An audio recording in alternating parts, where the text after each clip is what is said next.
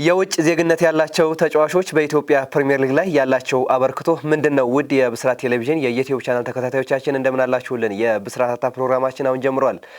ፕሮግራሙን አዘጋጅቶ ወደ እናንተ በማድረሱ መላኩ ወልደሰንበትና እኔ አንተነህ ታረቀ ከመላው የስቱዲዮ ባለሙያዎች ጋር በጋራ በመሆን አብረናችሁ ቆይታ እናደርጋለን። እስከ ፕሮግራማችን ፍጻሜ ድረስ አብራችሁን ቆዩ። መሌ ሰላም፣ እንዴት አለ? ሁሉ ሰላም። መልካም። በዛሬ ብስራት ፕሮግራማችን የውጭ ዜግነት ያላቸው ተጫዋቾች በኢትዮጵያ ፕሪሚየር ሊግ ላይ ያላቸው አበርክቶ ምንድነው በሚለው ርዕሰ ጉዳይ ላይ ቆይታ እናደርጋለን። እንግዲህ በኢትዮጵያ ፕሪሚየር ሊግ በርከት ያሉ የውጭ ዜጋ ተጫዋቾች አሉ። እነዚህ የውጭ ዜጋ ተጫዋቾች በኢትዮጵያ ፕሪሚየር ሊግ ላይ ያላቸው ቁጥራዊ መረጃስ ምን ይመስላል? በክለብ ደረጃስ እንዲሁ በፕሪሚየር ሊጉ ሲያበረክቱ አስተዋጽኦ ምንድነው የሚለውን ጉዳይ እንመለከታለን።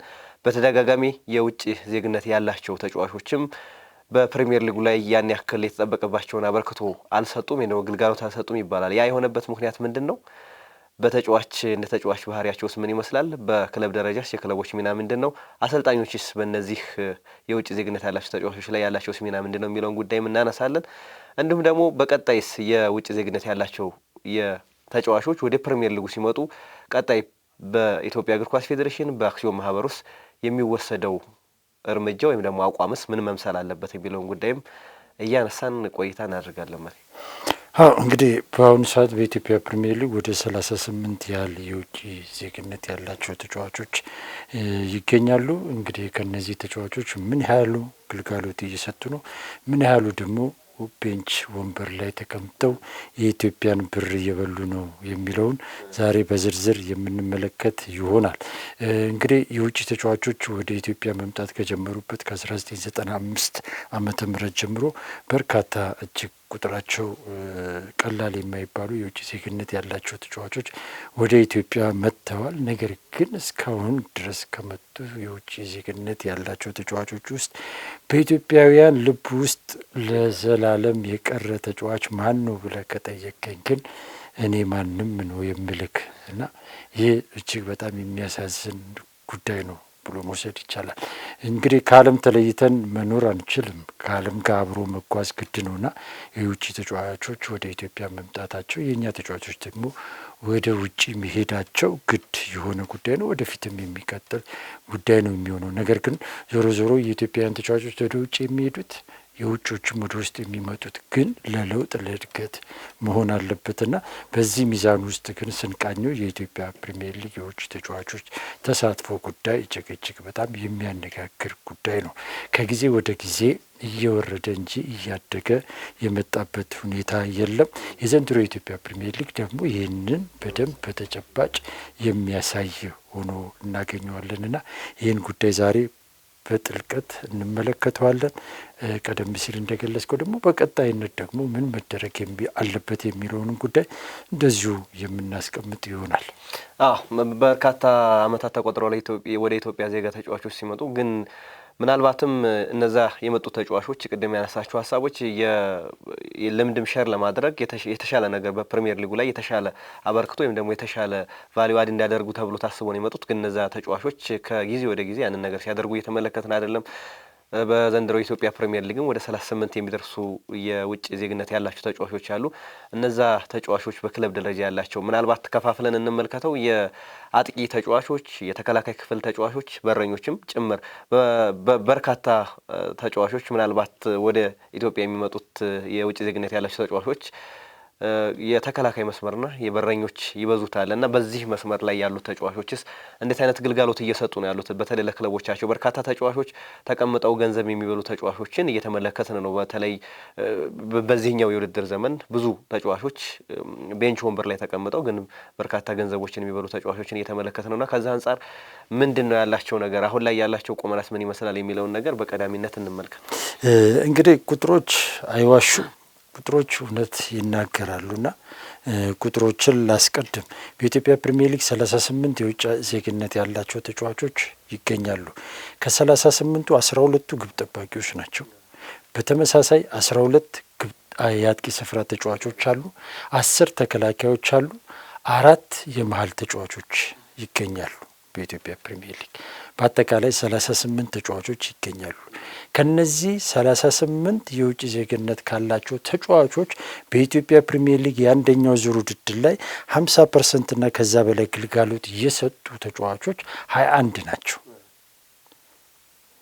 እንግዲህ በአንደኛው ዙር በተደረጉ 19 ጨዋታዎች በ19ኙም ጨዋታዎች ላይ መጫወት የቻሉ የውጭ ዜግነት ያላቸው ተጫዋቾች 4 ናቸው። ከአራቱ 3ቱ ግብ ጠባቂዎች ናቸው። አንዱ የተከላካይ ስፍራ ተጫዋች ነው። ይህ ተጫዋች አምና በኢትዮጵያ ቡና የነበረው አሁን በፋሲል ከተማ እየተጫወተ ያለው ኬንያዊ ዋስዋ ነው።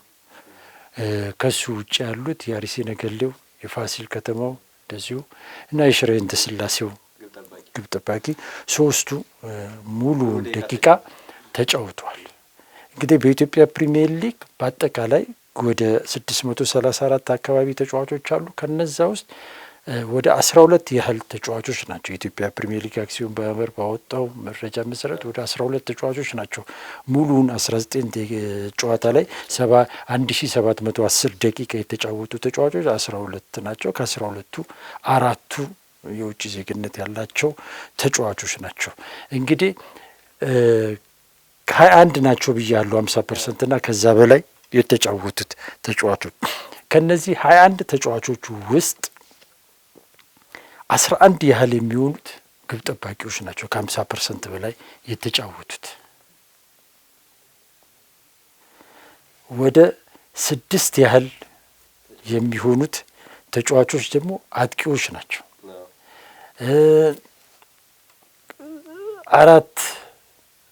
3 ያህል የሚሆኑት ተከላካዮች ናቸው። 1 የአማካይ ስፍራ ተጫዋች ነው። እንግዲህ እነዚህን በየቦታው ስታይ እንግዲህ 12 ተጫዋቾች መጥተዋል። ከ12ቱ 11ዱ ግብ ጠባቂዎች በቋሚ ተሰላፊ ውስጥ በርካታ ጨዋታዎችን መጫወት ችለዋል። ቢያንስ 90% ከዛ በላይ የሚሆነውን ተጫዋቾች ቡድናቸውን አገልግለዋል። ግብ ጠባቂዎቹ ከውጭ ከመጡት በአጥቂ ስፍራ ከመጡት 12 ተጫዋቾች 50% እና ከዛ በላይ የተጫወቱት 6 ተጫዋቾች ናቸው። ስለዚህ 50% ነው ግልጋሎት የሰጡት። በአማካይ ስፍራ ከመጡት 4 የውጭ ተጫዋቾች ሜዳ ገብቶ 50% እና ከዛ በላይ የተጫወተው የኢትዮጵያ ቡናው የመሃል ስፍራ ተጫዋች ነው ዲቫይን። እንግዲህ ከ4 1 ነው። 75% የሚሆኑት ቁጭ ብለው የሚቀለቡ ወይም ቱሪስቶች ናቸው። ተከላካይ ላይ ስትመጣ 10 መጥተዋል። ከ10ሩ መጫወት የቻሉት 3ቱ ናቸው 50% ግልጋሎት የሰጡት። ሌሎቹ ምንም ግልጋሎት ያልሰጠ አለ 20%፣ 45%፣ 40%፣ 30% የሰጡ አሉ። ይህንንም ማድረግ አቅቷቸው ደግሞ ከነዚህ 38 ተጫዋቾች ደግሞ ወደ 4 ነው 5 የሚሆኑ ተጫዋቾች ደግሞ ከክለባቸው ጋር ያላቸውን ኮንትራት አቋርጠው ይሄዱ አሉ። አሁን የኢትዮጵያ ቡናው ሻባላ አለ፣ ኢትዮጵያ መድን ውስጥ አርባ ምንጭ እንደዚሁ አለ እና እነዚህ 4 ያህል ተጫዋቾች ደግሞ ኮንትራታቸውን በጉዳት በፐርፎርማንስ እና በተለያዩ ምክንያቶች ኮንትራታቸውን አቋርጠው ሄደዋል። መቻልም ፍሪምፖንግ እንደወጣ ነው። ፍሪምፖንግ ጭራሽ ፍሪምፖንግ ዘርፉን ነው የሄደው። እሱ ዘርፉ የሄደ ነው። የክለቡን ብር እንዳለ ይዞ የሄደ ኳስ ተጫዋች ነው። ይሄ ጉዳይ ወደ በኋላ ላይ እንዳትረሳው ፍሪምፖንግን አንሳልኝ። ወደ ኢትዮጵያ የሚመጡ የውጭ ተጫዋቾች ጉዳይ ከሚነሳባቸው መሰረታዊ ችግሮች መካከል አንዱ የእድሜ ጉዳይ ነው። ፍሪምፖንግ ወጣት ተጫዋች ቢሆን ይህንን ያደርጋሉ ብለህ እንድትጠይቅ ያደርጋል። ከእድሜ ጋር ተያይዞ አሁንም እየተጫወቱ ያሉት አብዛኞቹ ተጫዋቾች በእድሜ የገፉ የጡረተኞች መሰብሰቢያ የሆነበት ሊግ ነው እየፈጠርን ያለ ነው። ስለዚህ ይህን ወደ በኋላ ላይ እንዳደርሳለን። ስለዚህ በአጠቃላይ በየቦታው የመጡ ተጫዋቾች ከግብ ጠባቂዎች ውጪ ሌሎቹ እግር ኳስ ተጫዋቾች ሳይሆኑ ቱሪስቶች ናቸው ብሎ መናገር ይቻላል። አጥቂዎች ላይ መኮመሌ ምናልባት 12 አጥቂዎች አሉ አይደል? 12ቱ 18 ጎል ነው ያስቆጠሩት። 18 ጎል ሲቆጠር ሁለቱ ተጫዋቾች 11 ጎል አስቆጥረዋል። አቡበከር አዳሙና ሳይመን ፒተር። በኢትዮጵያ ፕሪሚየር ሊግ 20 ቤስት ወይም 20 ውስጥ ጎል ካስቆጠሩ 20 ተጫዋቾች ውስጥ ሁለት ተጫዋቾች ናቸው በኮከብ ጎል አግቢነት ዝርዝር ውስጥ እዚህ ዝርዝር ውስጥ ያሉት አዳሙና ፒተር ሳይመን ፒተር ናቸው ያሉት። ሁለቱ ብቻ ናቸው። 6 ተጫዋቾች ምንም ጎል አላስቆጠሩም አጥቂዎች። 12ቱ እንግዲህ 6ቱ ነው ሜዳ ላይ ገብተው ለቡድናቸው የተወሰነ ግልጋሎት መስጠት የቻሉት። ግማሽ ያህሉ ምንም አይነት ግልጋሎት እየሰጡ አይደለም። በአጠቃላይ እንግዲህ 50% ግልጋሎት የሰጡት 21 ናቸው። 17ቱ ከ50% በታች ግልጋሎት የሰጡ ናቸው። እንደ ኩሊባሊ አይነት ደግሞ ምንም ግልጋሎት ሳይሰጥ ዝም ብሎ የተቀመጠ ተጫዋች አለ። ስለዚህ በአጠቃላይ በኢትዮጵያ ፕሪሚየር ሊግ ላይ የተሳተፉት እነዚህ 38 ተጫዋቾች ከሰጡት ይልቅ ያልሰጡት ግልጋሎት የሚበዛበት ሁኔታን ትመለከታለህ። እንግዲህ በክለብ ደረጃ እያንዳንዱ ክለብ 5 ተጫዋቾችን እንዲያመጣ ይፈቀዳል፣ ሕጉ ይፈቅዳል። በዚህ መሰረት መቻል ብቸኛው ክለብ ነው 5 ተጫዋቾችን ያመጣ ክለብ ነው። እንዲያውም 6ኛ ተጫዋችም ነበረው ያመጣበት ሁኔታ አለ። ፍሪምፖንግ ሲወጣ ሌላ ተጫዋች ያመጡበት ሁኔታ የመለሱበት ሁኔታ አለ። ኢትዮጵያ ቡናና ባህር ዳር ከነማ 4 ተጫዋቾች አሉት። እንትና 3 ተጫዋች አለው ኢትዮ ኤሌክትሪክ እና አርባ ምንጭ። እነዚህ ተጫዋቾች አላቸው። ከነዚህ በአጠቃላይ በኢትዮጵያ ፕሪሚየር ሊግ 16 ክለቦች የውጭ ተጫዋቾች አላቸው። ከ1 እስከ 5 የሚሆኑ ተጫዋቾችን አስመጥቷል። 16 ክለብ 4 ክለቦች ናቸው በኢትዮጵያ ፕሪሚየር ሊግ የውጭ ተጫዋቾችን ያላመጡ ተጫዋቾች። ከነዚህ ውስጥም አሁን ወላይታ ዲቻ ግብ ጠባቂ አምጥቷል። ስለዚህ ቁጥራቸው ወደ 3 የወረደበት ሁኔታ አለ። እንግዲህ ሐዋሳ ምንም ያላመጣ ክለብ ነው። ድሬዳዋ የለውም እንደዚሁ እና ስለዚህ እነዚህ ወልዋሎ አለው ሌላ አንድ ክለብ አለና 3ቱ ናቸው ያላመጡት። ሌሎቹ በሙሉ የውጭ ግብ ጠባቂ ተጫዋቾችን አምጥተዋል። ካመጡት ውስጥ እነዚህ ክለቦች ውስጥ ከፍተኛ ኪሳራ የደረሰበት ክለብ መቻል ካመጣቸው 5 ተጫዋቾች 50% እና ከዛ በላይ ግልጋሎት የሰጠው ግብ ጠባቂው ናፊያን ብቻ ነው። ሌሎቹ ከ50% በታች ግልጋሎት ያላቸው ክለቦች ናቸው። ከዛ ቀጥሎ ኢትዮጵያ ቡናና ባህር ዳር ከነማን ስትመለከት የ50% ግልጋሎት ነው ከተጫዋቾች ያገኙት። 2ቱ ናቸው የመጫወት እድል ያገኙት።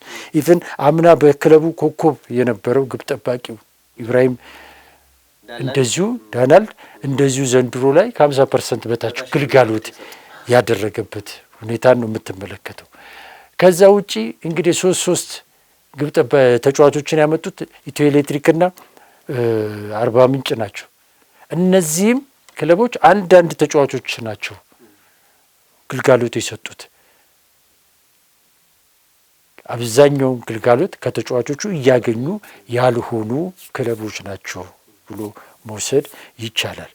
በአጠቃላይ እንግዲህ እንደነገርኩ ከ21ዱ ተጫዋቾች ናቸው ግልጋሎት የሰጡት። ከነዚህ 21 ተጫዋቾች ውስጥ ደግሞ ግልጋሎት የሰጡት በምን ሁኔታ ነው ብለ ደግሞ እንፈትሽ ብለን ካልን ደግሞ ብዙ የምናነሳቸው ጥያቄዎች አሉ። ለምሳሌ በአርባ ምንጭ ከተማ ውስጥ ግብ ጠባቂው አሁን ላይ ወደ 900 ደቂቃ ግልጋሎት ሰጥቷል። 55% ምናምን ነው። ይሄን ግልጋሎት እንዴት ሰጠ የግብ ጠባቂ ብዬ ጠይቄ ነበር። ታስታውስ እንደሆነ ቀደም ሲል የቡድኑ ግብ ጠባቂ የነበረው ጽዮን መርድ በቡድኑ ውስጥ አገልጋሎት ሲሰጥ እንግዲህ 2ቱ ግብ ጠባቂዎች ይሄ ግብ ጠባቂ አምና የነበረ ግብ ጠባቂ ነው። አምና ፐርፎርም ባለማድረጉ ምክንያት ነው ጽዮን የመጣው። ይሄ ግብ ጠባቂ እንዲቀነስም አሰልጣኙ አቅርበው በኮሚቴ ግፊት እንዲቀጥል የተደረገ ግብ ጠባቂ ነው። በኋላ ላይም በረከት ከወጣ በኋላ ነው የግብ ጠባቂ መሰለፍ የጀመረው። ስለዚህ ይሄ ግብ ጠባቂ የመሰለፍ እድሉን ያገኘው ብቃት ችሎታውን ኖሮት ወይም በብቃቱን አስመስክሮ ሳይሆን ወደ ክለቡ እንዲመጣ ያደረገው አንድ የክለቡ ከፍተኛ ባለስልጣን በአሰልጣኞቹ ላይ ባደረሰው ጣልቃ ገብነት ነው አሁንም እየተጫወተ ያለው። ስለዚህ እንዲህ አይነት ግልጋሎት የሰጠን ግብ ጠባቂ ያይ ጥሩ ፐርፎርማንስ ስላለው ነው ብለህ ማለት አትችልም። በቃ አምና ግብ ጠባቂው ጥሩ እንዳልሆነ ተመልክተናል፣ አይተናል። ዘንድሮም እየተሰለፈ ያለው በአመራሩ ከፍተኛ ጫና ነው። ከዚህ ውጪ ወደ 11 ያህል ግብ ጠባቂዎች የመሰለፍ እድልን አግኝተዋል ብያለሁ። እነዚህ 11 ግብ ጠባቂዎች አብዛኞቹ ሊባል በሚችል 26 ዓመትና ከዛ በላይ እድሜ ያላቸው ናቸው። እስከ 40 የሚጠጉ ግብ ጠባቂዎች አሉ በዚህ ፕሪሚየር ሊግ ውስጥ። እነዚህ ግብ ጠባቂዎች እየተሰለፉ ያሉት ከወጣቶቹ ኢትዮጵያውያን ግብ ጠባቂዎች ጋር ሲወዳደሩ በልምድ ስለሚበልጧቸው ገብቷል። ልምዱ በራሱ በቃ በቆይታ በረኛ እንደ ወይን እየቆየ ሲሄድ እንትን እያለ ይመጣል የሚል ነገር ነው ያለውና ከዛ አንፃር ልምዳቸው አግዟቸው እንጂ ብቃታቸው ነው ወይ ብለህ ልትናገርላቸው የምትችላቸው አይደሉም። አብዛኞቹ እድሜያቸው የገፉ ግብ ጠባቂዎች ናቸው። አንድ ሁለተኛ በተክለ ሰውነት ከኛ ግብ ጠባቂዎች ይገዝፋሉ። ትልቁ መስፈርት እንደው እንደዛ በቃ ግብ ጠባቂ ሲመጣ ቁመት ያለው ኪሎ ያለው ምናምን ብለው ነው የኛ ሀገር አሰልጣኞች የሚያዩት። የአየር ላይ ኳስ ይቀልብልን። እኛ ሀገር ላይ አየር ኳስ እኮ የለም። የታለ ሲጀመር ለውጪ ጨዋታ ያለበት ክለብ ይሄን ቢመርጥ ትቀበላለህ፣ እውነት ነው። እኛ ሀገር ላይ ግን የክሮስ ኳስ የለም። ከቆም ኳስ የሚቆጠሩ ጎሎች የሉም። ያ በሌለበት ሁኔታ ተክለ ሰውነቱ ያለ ብለህ ግብ ጠባቂዎች ያመጣሉ። በዛ ምክንያት እነዚህ ግብ ጠባቂዎች የመሰለፍ እድሉን የሚያገኙ በዚህ ክራይቴሪያ መሰረት፣ አንዳንዶቹ ምንም ሳይችሉም ምንም ሳያደርጉም በቃ ረጅም በመሆናቸው ብቻ ኢትዮጵያውያን ግብ ጠባቂዎች ቁጭ ብለው እነሱ የሚጫወቱበት ሁኔታ አለ። በእግር ስትሄድ አሁን ኢትዮጵያውያን አብዛኞቹ ቲሞች ኳስ ይዞ የመጫወት ባህሪ ልምድ ያላቸው ናቸው ብዙዎቹ። የውጮቹ ግብ ጠባቂዎች ደግሞ በእግራቸው ጋር ምንም ነገር የለም፣ ለዛም የተፈጠሩ አይደሉም። ስለዚህ ከምትከተለው የጨዋታ መንገድ ጋር እንኳ የሚሄዱ ግብ ጠባቂዎች ናቸው ወይ የሚለው ነገር ጥያቄ የምታስነሳው። አጥቂዎቹ ጋር ስትመጣ እንግዲህ ከመጡት 12 አጥቂዎች 2 አጥቂዎች ናቸው 5 እና 6 ጎል ያገቡት። አንደኛው እንደውም ኢትዮጵያ ፕሪሚየር ሊግ ላይ በቃ አሁን 3-4 ዓመት ሆኖ መሰለኝ እና እሱ ነው ዚህን ያህል ጊዜ ቆይቶ እንግዲህ 5 ጎል ነው ያገባው። ይህም ግብ ጠባቂ ይህም አጥቂ ትመለከታል። ሌሎቹ ጭራሽ የሉበትም። አንድም ጎል ያላገቡ ግብ ጠባቂዎች ነው በዚህ የኢትዮጵያ ፕሪሚየር ሊግ ላይ ያሉት የቆዩ። አሁን እነ ጀሮም ፊሊፕ፣ ሚካኤል ኪብሮቭ አዳማ ያለውና አሁን አርባ ምንጭ ቤት ጀሮም ፊሊፕ ምንም አይነት ጎል ያላገቡ ናቸው። ግን የመሰለፍ እድል በደንብ እያገኛሉ ተጫዋቾች ነገር የለምና አጠቃላይ እነዚህ በኢትዮጵያ ፕሪሚየር ሊግ ላይ ያሉ 38 የውጭ ተጫዋቾች ለክለቦቻቸው ላይ አሁን ላይ እነሱ ከሌለ እከሌ ከሌለ ይሄ ቡድን ዋጋ የለውም የምትለው የኢትዮጵያ ፕሪሚየር ሊግ ቡድን ማን ነው? እስቲ ንገረኝ። ማንም በቃ አሁን ብቻ አይደለም እስከ ዛሬም ከ1995 ምናምን ጀምሮ እኔ አይቻለሁ ብዙ የውጭ ዜግነት ያላቸው እግር ኳስ ተጫዋቾች። ምናልባት መሌን ከችግሩ ጋር በደንብ እናንሳው። ወደ በኋላ ላይ እንምጣ ብዬ ነው ዳታውን ላሳይ። ዳታውን አጣራርገን ከማሳየት አንጻር ከዛ በኋላ ያኛውን ነገር እናነሳዋለን። የሚቀር ነገር ካለ ዳታዎቹን እንይና ብዙ ነገሮች መነሳት ያለባቸው እዛ ጋር ስለሆኑ ችግሮች አሁን ላይ ሆነ አሁን በወቅታዊ ጉዳይም ሆነ ወደ ታሪክም ስንሄድ ወደ ኋላ ሄደን እከሌ ተጫዋች በዚህ ዘመን እኮ እዚህ ክለብ ላይ እንደዚህ የሰራው ብለን ምንናገረው አጥቂ፣ ተከላካይ፣ ግብ ጠባቂ እኮ የለንም። በአንጻራዊነት ልንጠቅስ የምንችላቸው አሉ። በኢትዮጵያ ፕሪሚየር ሊግ ላይ እኮ እስከ ዛሬ በኮከብ ጎል አግቢነት የጨረሱ ተጫዋቾችን ዝርዝር ብታይ እኮ የውጭ ተጫዋቾች ቁጥር ስንት ነው? ያለፉትን 2 ዓመታት አሊ ሱሌማን እንግዲህ ከኛ ሀገር አጥቂዎች በምን አይነት ኳሊቲ ነው የሚበልጠው ምናምን ያን ያህል ልትናገርለት ምችል አጥቂ ነው ወይ? ወደ ኋላም እየሄድክ ምጠራቸው ኮኮ ጎል አግቢ የሆኑ ተጫዋቾች እኮ አሉ የነበሩ በቁጥር ግን ስታያቸው ከኛ ያንሳሉ። በግብ ጠባቂም ደረጃ እንደዚሁ ወደ ኋላ ሄደ ምጠራቸው የውጭ ግብ ጠባቂዎች አሉና እነዚህ ሁሉ መጥተው በእነዚህ ሁሉ ጊዜ ከታሪክም አንጻር ከወቅታዊ አንጻርም ስታይ የኢትዮጵያ ፕሪሚየር ሊግ ላይ የውጭ ተጫዋቾች የፈጠሩት ተጽዕኖ ምንድን ነው ብለህ ስትል የምታገኘው ነገር ምንም የሚል ነው። ከኢትዮጵያ ፕሪሚየር ሊግ ላይ መጥተው ተጫውተው ኢትዮጵያ ፕሪሚየር ሊግ ላይ ባሳዩት ብቃት ወደ ሌላ የተሻለ የአፍሪካ ሀገር ከዛ አለፍ ሲል ወደ አውሮፓ የሄዱ የተጫወቱ ተጫዋቾች አሉን ወይ? እስቲ ጥራልኝ እስቲ ዛሬ ድረስ ዋይ ይሄ ልጅ እኮ እኛ ሀገር ይጮት ነበረ ብለን ምንናገርለት ተጫዋች አለ? ለጡረታ ማብቂያ ነው። በቃ እዚህ አብዛኞቹ ይሄ የጡረተኞች ማገገሚያ ነው። የኢትዮጵያ ፕሪሚየር ሊግ ላይ የሚመጡ ተጫዋቾች አብዛኞቹ በእድሜ የገፉ ተጫዋቾች ናቸው። ከዚህ ሲሄዱ የሚሄዱት ወደ ሀገራቸው ትናንሽ ክለቦች ናቸው። በደንብ ተመልክተናል። 4 ዓመት 3 ዓመት ከሊግ የወጣ ተጫዋች እኮ እዚህ ሀገር መጥቶ ሲጫወት በደንብ እየተመለከተ ነው። እሱ ብቻ አይደለም ብንፈትሽ ብዙ ነገሮች እናገኝበት እድሎች ወደዛ ውስጥ አንግባ ብለን እንጂ ወደዛ እየገባ ስትሄድማ መንትያ ልጆች አሁን አንደኛው አሁን ስሙ ጠፋኝ ትልቅ የሀገራችን ክለቦች ውስጥ ነው መጥቶ የተጫወተው። አንደኛው ወንድሙ በጣም ታዋቂ ነው ሀገሩ ላይ። ነገር ግን ወደዚህ ላክ ሲባል መንትያ ወንድሙ ልኳል የሚባል ነገር አለ። መንትያ ወንድሙ መጥቶ በሱ ስም ተጫውቷል። በኋላ ላይ ሲታይ አረ እሱ አይደለም ምናምን ተብሎ በቆይታ ነው ተለይቶ የተባረረው። ወደ ኢትዮጵያ ፕሪሚየር ሊግ ስትመጣ ወደ ኋላ እየሄድክ ስትመጣ እንደውም አሁን መረጃዎች እየመጡ ዘመኑ ብዙ ነገሮች እያሳወቀ መጣ እንጂ ወደ ኋላ ስትሄድኩ ምንም ክለብ ያልተጫወቱ ተጫውቶ የማያውቁ በስመ ናይጄሪያ፣ በስመ ካሜሩን፣ በስመ ጋና የሚመጡበት ጊዜ ነበር። እኔ በአንድ ወቅት ሀረር ቢራ ጋር በቅርብ እሰራ ነበር። ምንም በረኛ የማይመስል ሰው በረኛ ተብሎ ተልኳል። ምንም በቃ በፊቱ ውሉ ኳስ ሲይዝ በፊቱ ነው የሚደፋው። ግብ ጠባቂ ተብሎ መጥቷል። በኋላ ላይ ከዛ ወጥቶ ደግሞ ሀረር ቢራ የተወሰነ ይያዝ ተብሎ በኮሚቴ ምናምን ነው የመጣው ተያዘ። ከዛ በኋላ ቤሊንጋ ይባላል ካልተሳሳትኩ ስሙ። በቃ ግዙፍ ነው ምናምን ነው ስታየው በቃ ለበረኝነት እንትን ያደርጋል። ነገር ግን ምንም የለበትም።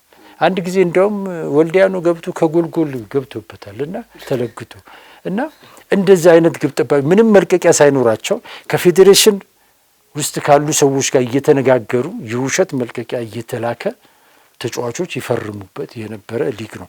አሁን እድሜ ለዘመኑ ቴክኖሎጂ ይሄ ነገር ትንሽ እየቀረ መጥቷል። ፊፋ ማሰራሩን በማዘመኑ ምክንያት እየቀረ የመጣበት ሁኔታ አለና በፊት ጀምሮ የሚመጣበት ሁኔታ ትክክል እንዳልነበረ የምታይበት ብዙ ነው። በአጠቃላይ ግን ሲጠቃለል ከታሪክም ከወቅታዊ አኳያም ስናየው የውጭ ተጫዋቾች በኢትዮጵያ ፕሪሚየር ሊግ ላይ ከጥቅማቸው ይልቅ ጉዳታቸው ያመዘነበትን ሁኔታ ነው የምትመለከተው። ምንረዳው ያንን ነው። አብዛኛው የኢትዮጵያ ክለቦች በውጭ ተጫዋቾች ገንዘባቸውን ከስረዋል፣ ተዘርፈዋል። ይዘውባቸው የሄዱት እንደ ፍሪምፖንግ አይነት ከዚህ በፊት መብራት ኃይል ውስጥ አንዱ እንደዚሁ ለሰርግ ላግባ ብሎ የሰርጉን ወጪ ይዞ የሄደበት ምናምን ብዙ ተጫዋቾች ቅዱስ ጊዮርጊስ ሰሞኑን የምታዩ በክስ ገንዘቡን የሚዘረፍበት አዳማው ጅማ አባጅፋር ምናምን በክስ ምክንያት በቃ ልጆቹ ይችላሉ ይባላሉ ከፈረሙ በኋላ ገንዘባቸውን አምጡ እያሉ እየተቀበሉ የሚሄዱበትን ሁኔታ ነው ያየነው እና ይሄ ለምን ሆነ ወደ በኋላ ላይ እናነሳው። በደንብ እንመልከተው። ምናልባት በደንብ አንስተናቸዋል ቁጥራዊ መረጃዎችን። አሁን ያላቸውን የውጭ ዜግነት ያላቸው ተጫዋቾች በፕሪሚየር ሊጉ ላይ አሁን በዚህኛው የውድድር ዘመን በደንብ እያሳዩ ያሉት አቋም አንጻር የተሰለፉበት ደቂቃ አጥቂዎችም ጎል ያገቡበት ወይም ተከላካዮችም እንግዲህ በየቦታቸው እያሳዩት ያለውን አቋም በደንብ አንስተናል። ስለዚህ በተደጋጋሚ የሚነሳው የውጭ ዜግነት ያላቸው ተጫዋቾች ኢትዮጵያ መጥተው ለምን ውጤታማ አይሆኑም የሚል ሀሳብ በተደጋጋሚ ይነሳል። ለምን ውጤታማ አይሆኑም የሚለው ደግሞ እነዚህ ያነሳናቸው ቁጥራዊ መረጃዎች በደንብ የሚናገሩ ነገሮች ናቸው። በደንብ እያየናቸው ነው። ስለዚህ ምንም አይነት ፋይዳ የላቸውም። በኢትዮጵያ ፕሪሚየር ሊግ ላይ መጥተው ብር ከመውሰድ የዘለለ እዛ ውጭ የፈጠሩት ተጽዕኖ የለም። በእኛ ሀገር ተጫዋቾች ልክ እንኳን መሆን አቅቷቸዋል። ስለዚህ ያ የሆነበት ምክንያቱ ምንድን ነው የሚለውን ነገር በደንብ መልስ የሚፈልግ ጉዳይ ነው። የአሰልጣኞች እዚህ ጋር ውጤታማ ያለመሆኑበት ምክንያቱ አሰልጣኞች ሲመጡ እንዴት ነው ያመጧቸው የአሰልጣኞች ጉዳይ ይነሳል። በተለይ ደግሞ ደላላዎች በጣም እዚህ ላይ በደንብ ተጠያቂ መሆን ያለባቸው ደላሎች ናቸው። ስለዚህ ምናልባት የኛ የምልመላ ስርዓት ወይም የስካውቲንግ ሂደቶች ደካማ እንደሆኑ ይታወቃል። ክለቦቻችን እነዚህ አይነት ስትራክቸር የላቸውም። ስለዚህ ሚናው ምንድነው? የደላላ ሚና አለ። ከዛ ውጭ የክለብ አመራሮች፣ አሰልጣኞች ናቸው። ሶስቱ በሚወስኑት ውሳኔ ነው እነዚህ ተጫዋቾች ወደዚህ የሚመጡ። ስለዚህ አጠቃላይ ያለው ነገር ምንድነው? ችግሮቹ ምንድናቸው? በእነዚህ ተጫዋቾች የተጫዋቾቻችን የሚመጡ ተጫዋቾችስ ለኢትዮጵያን ተጫዋቾች እንዳብነት የሚጠቀሱ ናቸው? በባህሪ አንጻርስ ለምን ምንድነው የሚያስተምሩት? ኢትዮጵያ ፕሪሚየር ሊግ ላይ መጥተው ለታዳጊ ተጫዋቾችስ የሰጡት አበርክቶ ምንድነው? እሺ በፕሪሚየር ሊጉ ጨዋታ ላይ ብዙ እንቅስቃሴ ያሳዩን፣ ግን እንደው እንዳብነትስ በባህሪ የሚጠቀሱ ተጫዋቾች ናቸው ወይ? ብዙ ተጫዋቾችንስ አላበላሹም ወይ እነዚህ ተጫዋቾች እዚህ መጥተው የሚለውን ጉዳይ ከሜዳ ውጭ ያላቸው ነገሮች በደንብ መነሳት ያለበት ነገር። በተለይ በሜዳ ውጭ ያላቸው ባህሪዎች በዜጋ ተጫዋቾች በየሄድንበት ቦታዎች ሁሉ ማናጣቸው ናቸው። በብዙ መንገዶች ተመልክተናቸዋል። ስለዚህ ያ የሆነበት ምክንያትስ ምንድነው የሚለውን ነገር በደንብ እንመልከት። ከዛ በፊት እንግዲህ ትንሽ ግልጽ ለማድረግ ያህል ማየት ያለብን የውጭ ተጫዋቾች በእኛም ሀገር በሌላውም ሀገር እንዲመጡ የሚደረግበት ምክንያት መሰረታዊ ምክንያቶች ምንድን ናቸው የሚለውን ነገር ግልጽ ማድረግ የሚያስፈልግ ይመስለኛልና የውጭ ተጫዋቾች ወደ ሀገር ውስጥ ስታመጣ እንግዲህ የሌለህን ነገር ለማግኘት ነው የምታመጣው አይደለ? በአንድ ወቅት የእንግሊዝ እግር ኳስ በክለብም በናሽናል ቲም ደረጃ ውጤታማ ባልነበረበት 1980ዎቹ መጀመሪያ አጋማሽ አካባቢ ላይ እንግሊዝ የውጭ ተጫዋቾች ወደ ሀገሯ የሚመጡ የውጭ ተጫዋቾች ቁጥር የተገደበ ነበር። ነገር ግን ይሄ ገደብ መኖሩ እግር ኳሱን ሊያሳድግ፣ ሊጉን ሊያሳድግ፣ ናሽናል ቲሙን ሊያሳድግ አልቻለም ተባለና ገደቡ እንዲነሳ ተደረገ። እንዲነሳ ሲደረግ ምንድነው በዓለም ላይ ያሉ ታላላቅ ተጫዋቾችን ወደ ሊጉ በማምጣት የሊጉን ደረጃ ከፍ ማድረግ፣ ሁለተኛ የሀገር ውስጥ ተጫዋቾችን ወጣት ተጫዋቾችን ወደፊት ለማብቃት ክሎት ብቃት ያላቸውን ሞዴል የሆኑ ተጫዋቾችን ወደ ሊጉ በማምጣት ወጣት ተጫዋቾቻቸው ከነሱ እንዲማሩ ለማድረግ ታስቦ ነው 5 የነበረው የውጭ ተጫዋቾች ቁጥር ክፍት እንዲሆን ተደረገ። ከዛ በኋላ ከየማዕከሉ የሚወጡ ተጫዋቾች ሞዴል እያደረጓቸው የሚመጡ እንግሊዛውያን ተጫዋቾች ያው እንደምታውቀው ፍጥረትና ጉልበት ላይ ብቻ የተመሰረቱ ተጫዋቾች ናቸው። የእንግሊዝ እግር ኳስ ተጫዋቾች የክህሎት ችግር አለባቸው ተብሎ ይታመን ነበር ያን ጊዜ። ስለዚህ ያንን የክህሎት ችግር ክፍተት የምታመጣበት መንገድ አንዱ ስልጠና ነው። ሁለተኛው ደግሞ እንደዚህ አይነት ሞዴል የሆኑ ተጫዋቾችን በማምጣት ወጣቶች ከነሱ እንዲማሩ በማድረግ ነው በሚል እንዲመጡ የተደረገበት ሁኔታ አለ። ከዚህ አንጻር ወደ ኢትዮጵያም የውጭ ተጫዋቾች ሲመጡ ለወጣት ተጫዋቾች ሞዴል እንዲሆኑ ኢትዮጵያውያን ተጫዋቾች በቅርብ ከነሱ ጋር እንዲፎካከሩ ለማድረግ ኢትዮጵያውያን ተጫዋቾች ከሀገሩ ወጥተው ሲጫወቱ የባዕድነት ስሜት እንዳይሰማቸው ለማድረግ እዚህ አብራቸው ከውጭ ተጫዋቾች ጋር አብረ ስትጫወት ሚኖር ስነ ልቦና አለ። ያን ስነ ልቦና ከመቀነስ አኳያም የራሱ ሚና ይጫወታል ተብሎ ስለምታመነበት የክለቦችን የእያንዳንዱን ክለብ ጥንካሬ ለመጨመር ታስቦ የተደረገ ነገር ነው። ከዚህ አንጻር ኢትዮጵያ ውስጥ የውጭ ተጫዋቾች የሚመጡት ለምንድን ነው? ምን ለማግኘት ነው ተብለ ስትል ኢትዮጵያውያን ክለቦች ጋር ምንም ነገር አታይም። በዋናነት እንዳልኩክ የውጭ ተጫዋቾች የሚመጡት የሀገሪቷን እግር ኳስ ለማሳደግ ነው። የሀገሪቱን ሊግ ለማሳደግ ለመለወጥ።